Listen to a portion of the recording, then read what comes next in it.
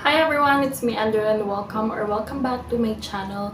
For today's video, nakita niyo na sa title kung anong isi-share ko sa video na to. Another pills review ulit yung isi-share ko, hindi naman gluta. So alam ko, ang tagal ko na namang hindi nag-upload dito sa channel ko. Naging busy rin talaga kasi ako last year and sinulit ko talaga yung holiday season, yung bakasyon.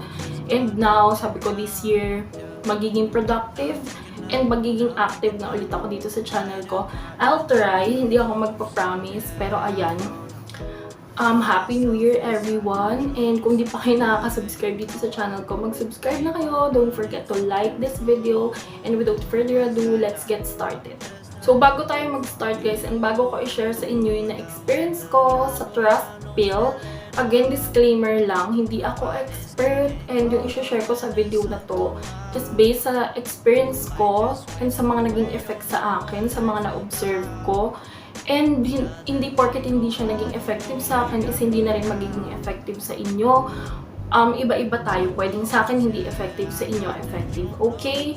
And let me know kung naging effective or ito yung ginagamit yung product. Comment nyo na lang sa comment section below. So, ito siya. Trust Pill. Ayan. If ever familiar na kayo dyan, basta ayan siya. 4 na box yung binili ko. Kasi girl, sobrang mura talaga ng pills na to. Ito na yung pinakamurang pills na na-encounter ko. 57 pesos lang. Diba? Compare sa Altea na ginagamit ko last year na 490 pesos. So, sabi ko, nung bumili ako nito, bali, biglaan lang talaga din kasi nung bumili ako sa TGP, wala silang Altea. Ito lang yung available. At nagulat ako na 57 lang. So, sabi ko, bibili na ako ng 4 na box. So, nag-switch ako basta-basta dito dahil nasabi ko, sobrang mura, ang laki ng matitipid ko. Pero hindi ko naman ina-expect yung magiging effect niya sa akin. Siyempre, kailangan ko talaga siyang i-observe.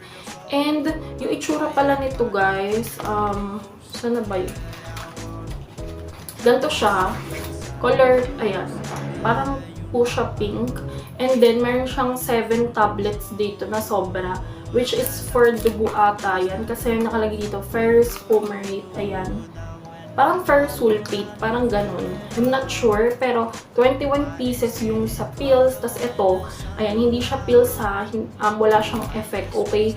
Tinatake yan kapag naubos na yung 21 pieces na pills. Tapos, ito yung 7 days pahinga, ba diba? Alam nyo na yan, if ever matagal na rin kayo nag-take ng pills. Hindi siya kagaya sa Altea na puro pills lang, yung 21 pieces na tablet na pills. Siya, meron siyang 7 na sobra. So, nung unang take ko dito sa Trust Pill, okay naman siya, wala pang nakikitang effect. Pero nung tumagal, ayan, nung naubos ko yung first box, dun na ako inacne ng malala. As you can see, hanggang ngayon, may mga marks pa rin. Ayan. Sobrang tagal mawala nung mga dark spots. Saka, ayun, sa gilid-gilid ng noo ko. Diyan ako inacne malala sa may noo. Pero sa pisngi, ayan, paisa-isa lang. Buti naman.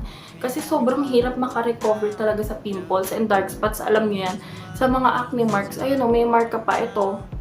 Hindi naman na siya yung parang sariwa. Pero, ayun, meron pa siyang tsura ng pimples dyan. Doon pa lang, oo, affordable siya, 57 pesos. Kaya 4 yung binili ko. Pero sa skin, hindi talaga siya, hindi ko gusto yung effect niya sa face ko. Kasi bukod sa nag-breakout ako, nag-dry talaga yung skin ko ng malala. Hindi lang masyadong halata dito kasi ang liwanag. Pero wala akong makeup na kahit ano. Ngayon lang naka-recover yung skin ko kasi nag-stop na ako sa kanya. And magbabalik Altea ko this month, ngayong January.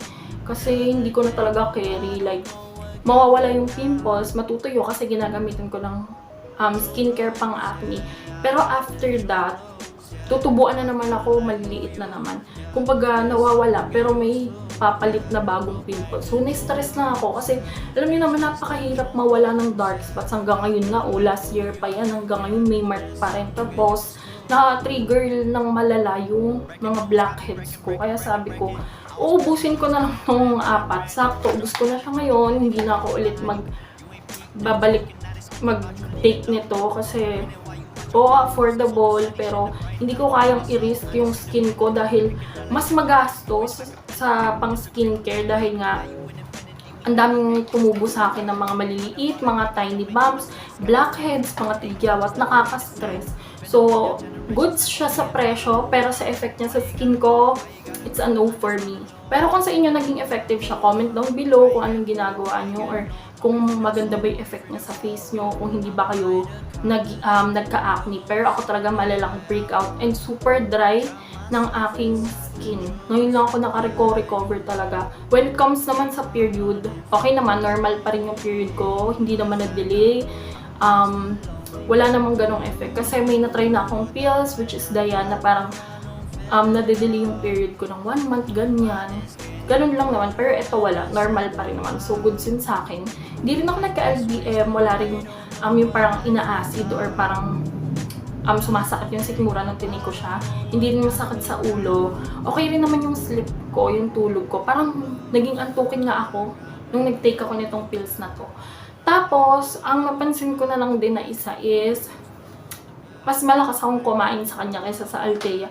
Kasi ito talagang sobrang lagi akong gutom. As in, hindi ko alam kung bakit. Nag-gain ako ng weight ng sobra. Kahit nung nagkasakit na ako, wala talagang sobrang lala ng cravings ko and super lakas ko kumain mula nung ginamit ko tong trust pill. So, babalik na lang ako ulit talaga sa Althea.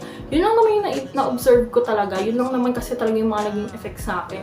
Yung pinakamalala is yung sa acne ko and nalakas ako talagang kumain.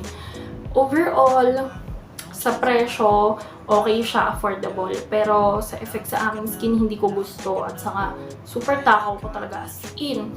So, babalik na ako sa Althea. Pero kayo guys, again, hindi porket ganito yung effect sa akin, ganyan na rin yung magiging effect sa inyo. Again, iba-iba tayo. Ako kasi bigla lang ako nag-switch dito nang walang consult sa OB ko. Wala lang, gusto ko lang kasi nga ang mura niya. Parang nabudol ako ng, okay, ang mura nito, ang laking tipid compare sa Althea na 490. Pero ayun, yun naman yung naging effect sa akin. Kayo, kung saan kayo hiyang, doon kayo, ipagpatuloy nyo. Pero kung gusto nyo itry ito, consult na muna kayo sa OB nyo para sure na lang din kayo. Huwag na kayong gagaya sa akin na basta-basta lang ako nag-switch, walang consult sa OB.